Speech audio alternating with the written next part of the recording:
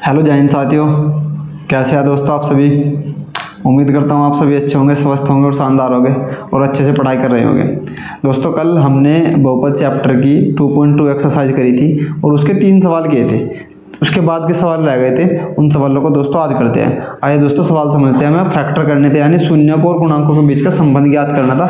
उन शून्यकों और गुणांकों के बीच का संबंध हम आज ज्ञात करेंगे। दोस्तों आ जाओ समझते हैं।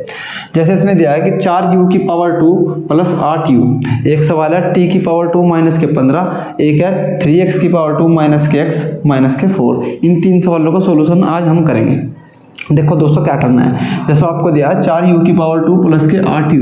आपको दिख रहा है कि इसमें ax square plus bx plus c बराबर 0 द्विघात समीकरण का व्यापक रूप का तो कहीं तुम्हें दिखाई नहीं दे रहा होगा कि ऐसा कुछ बन रहा। अचर पद तो इसमें कुछ नहीं है, तो अचर पद हम 0 मान लेंगे। लेकिन उससे पहले हमें कुछ करना है। हम फैक्टर कैसे करेंगे? फैक्टर करने का कोई तरीका यहाँ पे तुम्हें नजर नहीं आ रहा होगा कि भैया फैक्टर कैसे करें। उन फैक्टरों को समझते हैं कि फैक्टर कैसे करने हैं। आपको कुछ नहीं करना है, बस इनमें से कॉमन ले लो। आप देखो क्या कॉमन ले सको, u कॉमन ले सको और 4 कॉमन ले सको। तो आप क्या करो, 4u कॉमन ले लो। 4u कॉमन लेने के बाद क्या बचेगा अंदर मेरे दोस्त, u प्लस के 2 बराबर 0। u प्लस के 2 बचेगा बराबर 0। अब इन दोनों को 0 को बराबर रख लो, क्योंकि वहां पे भी तो हम गुणांकों को 0 के बराबर रखे थे, तो यहाँ पे भी रख लेंगे। रखो 4u बराबर 0 और मेरे दोस्त u प्लस के 2 बराबर 0। यानी यहाँ आ गए u का मान 0 आ जाएगा, क्योंकि जब इधर चला जाएगा तो बटे में आ जाएगा 4। तो 0 पर नीचे कुछ भी हो तो 0, और अगर 0 नीचे आ जाए तो अनंत हो जाए। ठीक है दोस्त, ध्यान रखो। अब यहाँ है u का मान आ जाएगा यहाँ माइनस के 2, u बराबर माइनस के 2। ये 2 मान आ गया हमारे पास, एक तो u का मान 0, एक u का मान माइनस के 2। अब संबंध ज्ञात करना है गुणांक और शून्यकों के बीच में। अब शून्यक तो अलग चीज होगा, अल्फा बीटा, और गुणांक अलग चीज है। गुणांक तो ये आगे शून्यक निकाल लेंगे। शून्यक कैसे निकालते हैं आप देखो, alpha plus beta. Alpha plus beta के पास अल्फा प्लस बीटा का हमारे पास सूत्र है माइनस के b अपॉन a। भाई b क्या होता है, x का गुणांक, और a क्या होता है, एक्स स्क्वायर का गुणांक। तो x का गुणांक क्या है, यानी x की जगह क्या है u, तो यहाँ तो लिख दो u माइनस के 8, u की जगह 8, क्योंकि u का गुणांक 8 है तो 8 b की जगह, बटे a का गुणांक कितना है 4 बटे 4।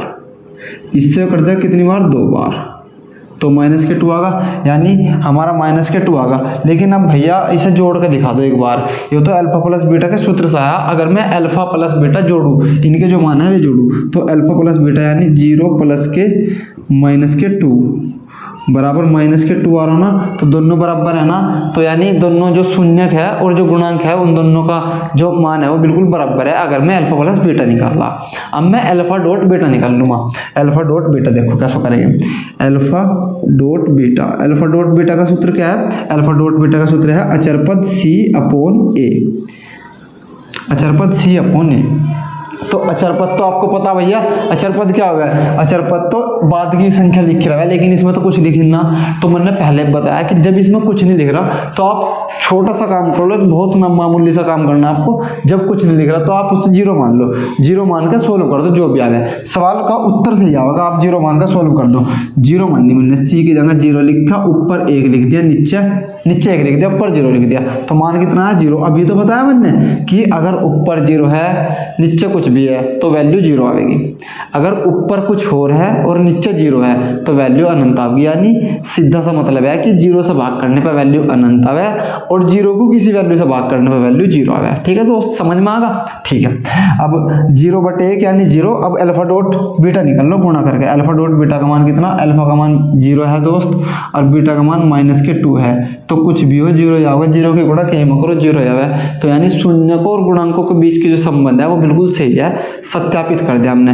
यानी हम बिल्कुल कहीं ना कहीं सही जा रहे हैं। ठीक है दोस्त, तो ये सवाल समझ में आ गया, आसान था, कुछ नहीं करना था। 4u की पावर 1 कॉमन लेना था, 4u की पावर 1 कॉमन लिया, u प्लस के 2 बचा बराबर 0, 4u बराबर 0 रख दिया, और भाई u प्लस के 2 बराबर 0 रख दिया। u का मान माइनस 2 आ गया, अल्फा प्लस बीटा निकलना तो माइनस के 2 आया, और अल्फा डॉट बीटा निकलना तो 0 आया, और शून्यक भी आए और गुणांक भी आए। ठीक है दोस्त, 2025 का जो बोर्ड का एग्जाम है ना उसमें पूछे जा सके आपसे, कहीं ना कहीं जरूर पूछा है एग्जामिनर कि आप कहीं ना कहीं सूत्र का जो सत्यापित करके दिखाओ क्या क्या, एक तो शून्य और गुणांकों के बीच का संबंध। अब आओ इस सवाल को समझते हैं, थोड़ा सा टफ है। जैसे कि t की पावर 2 माइनस के 15 है, तो आपको दिख रहा होगा भैया इसमें तो अचर पद दे रखा x बिन दिया, यानी ax square plus bx minus के c दे रखा और ax स्क्वायर, लेकिन bx नहीं दिया। कोई दिक्कत नहीं दिया, घबराओ ना, मैं बता रहा क्या करोगे आप समझो। t की पावर 2 माइनस के 15 है, तो आपको क्या करना है, t की पावर 2 माइनस के 15 ना लिख के टी स्क्वायर बराबर 15 लिख लो। ये पहला स्टेप होगा आपका दोस्तों, टी स्क्वायर बराबर 15 लिखा। टी स्क्वायर बराबर 15 लिखने के बाद अब आपको क्या करना, टी का वर्ग कर देना, टी का जो वर्ग है वो इधर पहुंचा देना, √15 हो जाएगा, √15, यानी टी की जो मान आ गया वो √15 में आ गया। अब आपको एक वैल्यू पता होगी, कक्षा 8 में एक चैप्टर है रूट का, घन और घनमूल, वर्ग और वर्गमूल, दो चैप्टर आपने पढ़ोगे, वहां पर आपको सिखाया होगा कि अगर कोई वैल्यू रूट के अंदर है तो वो प्लस की भी होती है, वो माइनस की भी होती है, यानी हम उसे क्या लिख सकते हैं, +15 और -15 अगर हम रूट से बाहर निकल लेंगे। या ऐसे लिख दो कि √+15 -15, √ प्लस माइनस √15, इस तरह आप इसे लिख सकते हो। यानी आपके सामने अल्फा का मान भी क्या आगा, अल्फा का मान भी √15 आगा और बीटा का मान भी √15 आगा, बीटा का मान √15, ये भी प्लस माइनस, ये भी प्लस माइनस। ठीक है दोस्त, अब आपको इसके बाद क्या करना, कुछ भी नहीं करना, वही करना जो मैं शुरू से कराता रहा। क्या कराता रहा मैं कराता रहा कि अगर मेरे पास अल्फा प्लस बीटा निकालना मुझे, तो मुझे -b/a करना होगा, मुझे -b/a करना होगा। तो -b का मान क्या है, -b का मान तो कुछ भी नहीं, इसमें कुछ नहीं तो 0 लिख देंगे, कोई दिक्कत थोड़ी है जब कुछ नहीं है। a का मान कितना, a इसके साथ कितना 1, ऊपर कुछ भी हो नीचे 0 तो 0, समझ में आई बात, ऊपर कुछ भी हो वो सॉरी ऊपर 0 नीचे कुछ भी हो तो 0।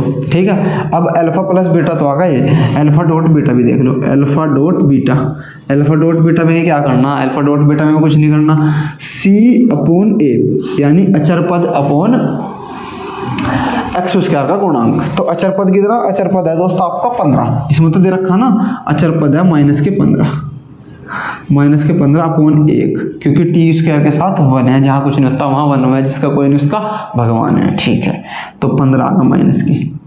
अब ये तो आए अलग मान, यानी ये तो इससे आए शून्यकों से, अब इनके हमने गुणांकों से तो निकाल लेनी, तो गुणांकों से निकाल के देखो 15 प्लस माइनस के 15, यानी एक प्लस का ले लो एक माइनस का ले लो, इसमें से इसे प्लस मान लो इसे माइनस मान लो, दोनों को माइनस मान लो, कोई दिक्कत नहीं है।